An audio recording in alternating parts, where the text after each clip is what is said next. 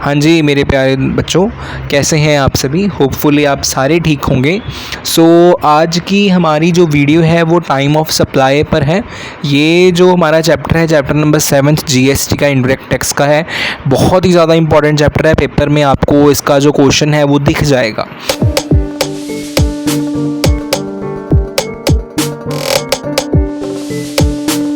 तो पहला जो हमारे पास टॉपिक आता है, हम थोड़ा सा इंट्रोडक्शन जान लेते हैं जी टाइम ऑफ सप्लाई का क्या है। देखो, जीएसटी हमारा एक बहुत ही बड़ा कॉम्प्रिहेंसिव टैक्सेबल इवेंट है जिसमें सप्लाई अपने आप में एक इम्पॉर्टेंट रोल अदा करता है। देखो, जब हम सप्लाई की बात कर रहे हैं तो सप्लाई में सप्लाई ऑफ गुड्स भी आती हैं और सप्लाई ऑफ सर्विसेज भी आती हैं। ठीक है। जीएसटी लायबिलिटी फिक्स करता है time of supply of goods as well as services. लिख लीजिए, अगर आपके पास कॉपी पेन है या बुक है उसके ऊपर ही लिख लीजिए। ये time of supply of goods का जो सेक्शन है सेक्शन 12 है। Time of supply of services का जो सेक्शन है वो सेक्शन 13 है। तो time of supply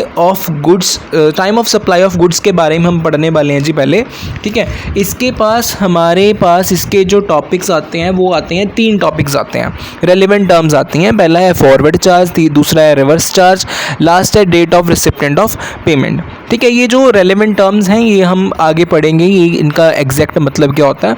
forward charge का मतलब समझ लेते हैं। फॉरवर्ड चार्ज और डायरेक्ट चार्ज एक मैकेनिज्म है जो सप्लायर के द्वारा पे की जाती है। ठीक है। रिवर्स चार्ज क्या होता है जी। Reverse charge means the liability to pay tax by the recipient of supply of goods और सर्विसेज और बोथ, यानी कि ये लायबिलिटी किसकी, रिसिप्टेंट की लायबिलिटी है जो सप्लायर भरेगा। ठीक है। Date of receipt of payment क्या है जी, कि जब आपकी गुड्स चली गई, जब आपकी गुड्स मूव हो गई, जब आपकी गुड्स सप्लाई हो गई, तभी आपको उनको क्या करना है, रिकॉर्ड करना है बुक्स ऑफ अकाउंट में। ठीक है। अगला हमारा जो टॉपिक है वो है times of supply of goods. हमारे पास डिफरेंट सेक्शंस हैं। डिफरेंट सेक्शंस को हम डिटेल में चर्चा करने वाले हैं। सबसे पहला जो हमारा आता है time of supply of goods under forward charge. ठीक है। फॉरवर्ड चार्ज के बारे में पढ़ लेते हैं, जिसमें सप्लायर गवर्नमेंट को टैक्स पे करता है रिसिप्टेंट से कलेक्ट करके। ठीक है। गुड्स का time of supply section 12 sub section 2 read with notification number 66/2017 के साथ आता है जी। ठीक है। आपकी बुक में ये सारी चीज़ें मेंशन नहीं है तो ये लिख लेना आप। ठीक है, फॉरवर्ड पीछे करके वीडियो को। ये नोटिफिकेशन हमें कहती है, अगर आप गुड्स के सप्लायर हैं और आपको एडवांस पैसा मिला है, आपका एडवांस पैसा आज टैक्सेबल नहीं होगा। इस एडवांस के अगेंस्ट जब आप सप्लाई करेंगे तब टैक्सेबल होगा जी। ठीक है। ये उसी सप्लायर को मिलती है अगर आप नॉर्मल स्कीम के अंतर्गत आते हैं। अगर आप कॉम्पोजिशन स्कीम के अंतर्गत आते हैं, अगर आप कॉम्पोजिशन स्कीम में हो तो आपको नहीं मिलेगा जी। ये जो नोटिफिकेशन है गुड्स के लिए है सिर्फ और सिर्फ। ठीक है। Time of supply shall be earlier, due date of invoice under section 31 और एक्चुअल डेट ऑफ इनवॉइस। जिस दिन ड्यू डेट हुई है, जिस दिन डिलीवरी हुई है, उस दिन अगर आपने इनवॉइस इशू कर दिया, और actual date of exactly invoice कब इशू हुआ था, इन दोनों में जो अर्लियर होगा उस दिन क्या है, ये जो time of supply in case of forward charge होगा। ठीक है। That will be a time of supply. Now the question is कि सर सेक्शन 31 में जो आपने टाइम ऑफ सप्लाई अप्लाई करी है उसमें मूवमेंट ऑफ गुड्स भी आती है। मतलब अगर आप देखो कि हमने अभी किया कि टाइम ऑफ सप्लाई क्या है जी, कि गुड्स को क्या करना है, हमने सप्लाई करना है। अगर आप मूव कर रहे हो गुड्स को, ठीक है, तो क्या उसमें भी आएगा। मूवमेंट का मतलब क्या होता है, मूवमेंट का मतलब समझो पहले। अगर आपने प्लेस ए से प्लेस बी तक गुड्स लेके गए हो, डिस्पैच की हैं आपने, मूव की हैं गुड्स, ठीक है जी, तो क्या इसमें ये जो पॉइंट है एप्लीकेबल होगा। इसमें पढ़ लेते हैं जी क्या होगा। क्या ना, जब आप अपनी फैक्ट्री में से गुड्स को मूव करेंगे, मूवमेंट के टाइम पर आपको इनवॉइस इशू करना पड़ेगा। ठीक है। अगर आप अपनी फैक्ट्री में से गुड्स इशू कर रहे हो ना, तो आपको क्या है, वहां पर इनवॉइस इशू करना पड़ेगा। अगर गुड्स में मूवमेंट इन्वॉल्व नहीं है, आप अपने फैक्ट्री गेट पर ही डिलीवरी दे रहे हैं, तो डिलीवरी देते वक्त सप्लायर रिसिप्टेंट को इनवॉइस इशू करेगा। 2 केसेस है हमारे पास, मैं अगेन बोल रहा हूं। जब अगर आपने फैक्ट्री में गुड्स मूव करी हैं तो आपको इनवॉइस इशू करना पड़ेगा। दूसरा केस इनवॉइस हमारे पास क्या कहता है जी, अगर आपने मूवमेंट नहीं की, ठीक है, आप अपने फैक्ट्री गेट पर ही डिलीवरी कर रहे हो, तो आपको वहाँ पर क्या करना पड़ेगा, रिसिप्टेंट को उसी टाइम क्या करना पड़ेगा, इनवॉइस इशू करना पड़ेगा। सो आपके पास एक कीवर्ड्स आता है, सप्लाई इनवॉइस मूवमेंट, ठीक है, येस और नो आपको दिख रहा होगा, मैंने ये हैंड रिटन नोट्स हैं, ठीक है, आपको दिख रहा होगा। येस कब करना है, जब आपको बिफोर और at time of removal of goods. अब आप सप्लाई ऑफ इनवॉइस कब करोगे, मूवमेंट ऑफ गुड्स के टाइम पे, जब आपकी गुड्स मूव हो रही हैं।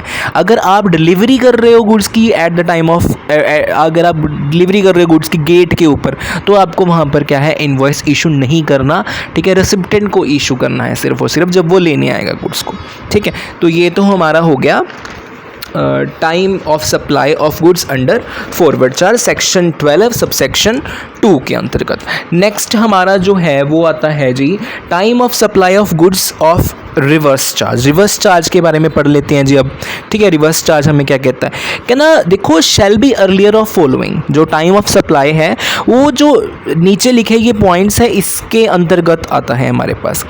Date of receipt of goods, date of debit in bank account, date of recording the payment, 31st day from invoice, ठीक है। ये चारों के चारों बहुत इंपॉर्टेंट है। जब आपने गुड्स जो हैं, जिस डेट में आपने गुड्स रिसिप्टेंट को दी, ठीक है, जब आपके खाते में से पैसा निकल गया, जब आपने रिकॉर्ड किया पेमेंट को, ठीक है, जिस डेट में आपने रिकॉर्ड किया, या 31st डे फ्रॉम इनवॉइस। इसमें जो इम्पॉर्टेंट पॉइंट आता है वो है exclude of date of invoice. अगर आप इनमें से 31st डे वाली ले रहे हैं तो आपको वहाँ पर एक्सक्लूड करना पड़ेगा, यानी कि नहीं लेना है आपने। क्या चीज़ नहीं लेनी है, डेट ऑफ इनवॉइस आपने नहीं लेनी है। फॉर एन एग्जांपल हम अक्टूबर मंथ उठा लेते हैं जी। अगर आपके पास कैलेंडर पड़ा है ना, या आप अपने फ़ोन में कैलेंडर खोल लें, ठीक है। देखो, अक्टूबर मंथ के हमारे पास 31 दिन होते हैं, तो 10 तारीख को आपने क्या किया, इनवॉइस इशू किया, तो आपको 10 दिन छोड़ देने हैं जी। रेस्ट कितने बचे, डेज कितने बचे, 21 डेज बचे,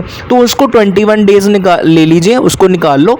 नेक्स्ट जो नवंबर मंथ आता है हमारे पास, ठीक है, उसके 11 दिन निकाल लो या उसके 10 दिन निकाल लो, ऑटोमेटिकली आपका क्या बन जाएगा, 31 डेज बन जाएंगे। तो आपकी कितनी डेट हुई, कितनी डेट को आपने जो reverse charge time of supply होगा वो होगा 10 नवंबर को, ठीक है।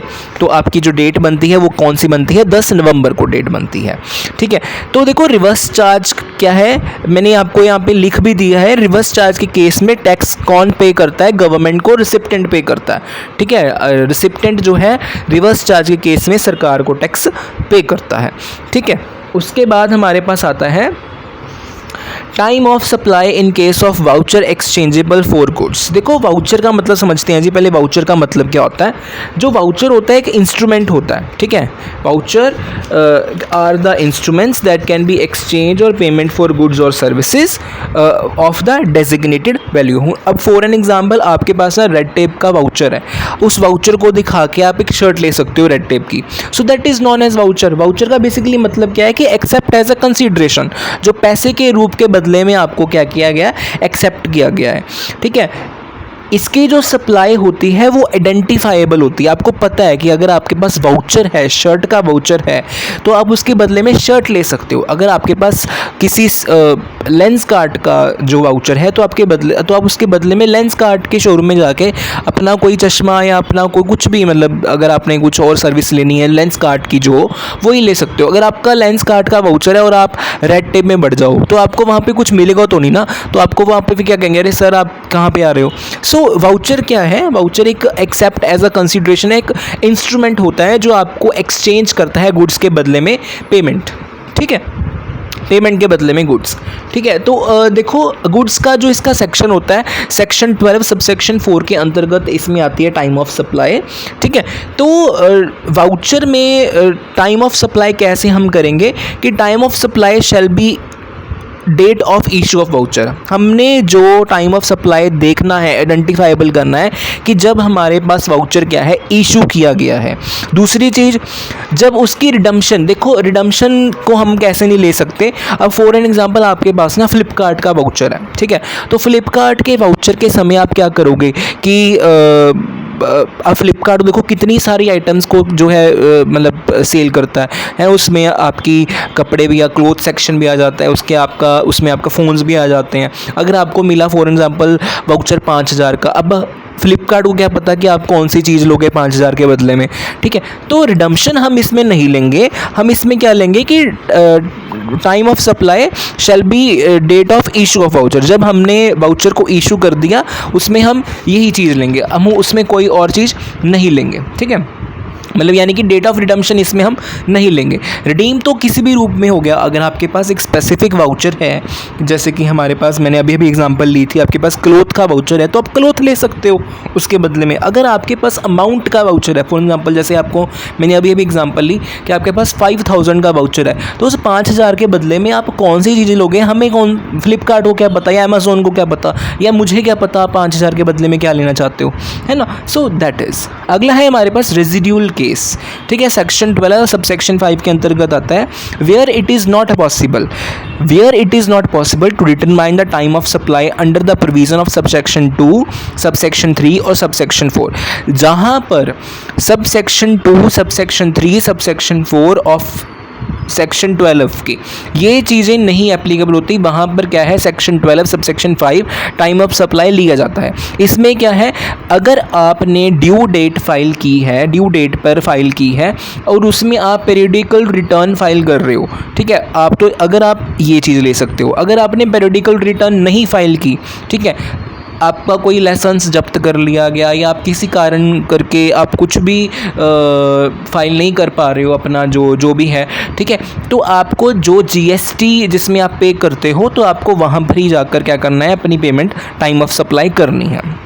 नेक्स्ट है हमारे पास time of supply in case of, अगर आपकी कोई लेट फीस होती है, ठीक है, लेट हो जाते हो आप, लेट इंटरेस्ट पे करते हो, लेट फीस पे करते हो, तो आपको क्या कौन सी पेनल्टी पे करनी पड़ेगी या समथिंग कुछ, ऐसा कुछ नहीं होगा। सिर्फ आपको क्या है, due date on which the supplier receive such addition in the value, आपके पास एक थोड़ा सा एडिशन आ जाएगा, ठीक है, कुछ अमाउंट एडिशन हो जाएगी अगर आप कुछ क्या है जितनी भी डेट लेट करते हो अपनी फ़ीस पे करते हो या कि जितनी भी लेट आप डिले कर रहे हो पेमेंट को, ठीक है। ये सेक्शन 12 सब सेक्शन 6 के अंतर्गत आता है। ये तो हो गया हमारे पास time of supply in goods. अगला हम करेंगे time of supply of services, ठीक है। सर्विसेज में अगेन हमारे पास सेम चीज़ें आ जाती हैं जी। सर्विसेज में हमारे पास सबसे पहली जो चीज़ आती है वो आती है time of supply in case of services, ठीक है। सो इसमें भी हमारे पास सेम चीज़ है कि इनवॉइस इशू ऑन और before due date of invoice, ठीक है, येस और नो वाला फंडा मैंने बनाया है यहाँ पे। Time of supply shall be earlier, time of supply shall be earlier. अगर येस वाले केस में हम देखते हैं तो इसमें जो हमारे पास डेट ऑफ इनवॉइस है और date of receipt of payment है, इन दोनों में से जो अर्लियर होगा वो आपने लेना है। अगर time of supply date of completion और date of receipt of payment है, इन दोनों में से अर्लियर होगा तो आपने वो लेना है, ठीक है। इन केस ऑफ सर्विस, आपका इनवॉइस जब आपने सर्विस दी है तो उसके विद इन 30 डेज में इनवॉइस इशू आपको होता है। अगर आपका बैंकिंग का केस है तो आपको 45 डेज लगेंगे जी हमारे यहाँ पे हमारे पास, ठीक है। उसके बाद है हमारे पास एक नोट भी है, ठीक है, मैंने नोट भी लिया है। अगर आपकी जो सर्विसेज हैं, अगर आपकी जो पेमेंट है अप टू 1000 है या 1000 से ज़्यादा है तो it shall be taxable. Taxable कैसे होगा, आपको ये 3 चीज़ें याद रखनी है। कब हमारी इनवॉइस इशू हुई थी, कब रिसिप्टेंट ने हमारे पास रिसीव किया था और उसका जो कंप्लीशन का समय है, जो उसका कंप्लीशन का डेट है वो भी हमें मेंशन करना पड़ेगा, ठीक है। नेक्स्ट जो हमारे पास आता है जी, नेक्स्ट हमारे पास आता है time of supply in case of reverse charge. देखो इसमें भी हमारे पास ये 3 चीज़ें हैं। Date of payment as entered in the books of account, जब हमारे पास जो डेट है वो एंटर हो चुकी है, ठीक है, इन केस ऑफ रिसिप्टेंट, ठीक है। Date on which the payment is debited, जब हमारे बैंक में से अमाउंट निकल गया, और 61st day from the date of issue, ठीक है। हमारे पास अगर हमने गुड की बात करें रिवर्स चार्ज में तो हमारे पास 31 दिन थे, 31st डे था। अब इसमें क्या है, 61st डे हो चुका है, ठीक है। तो अगला एक और इम्पॉर्टेंट चीज़ है, अगर हमारे पास if it is not possible to determine the time of supply, अगर हमारे पास पॉसिबल नहीं है टाइम ऑफ सप्लाई को डिटरमाइन करना, तो जो ऊपर दिए गए पैरामीटर्स हैं वो एप्लीकेबल नहीं होंगे। उसके बदले में क्या एप्लीकेबल होगा? Date of entry of service in the books of account of the recipient in the supply.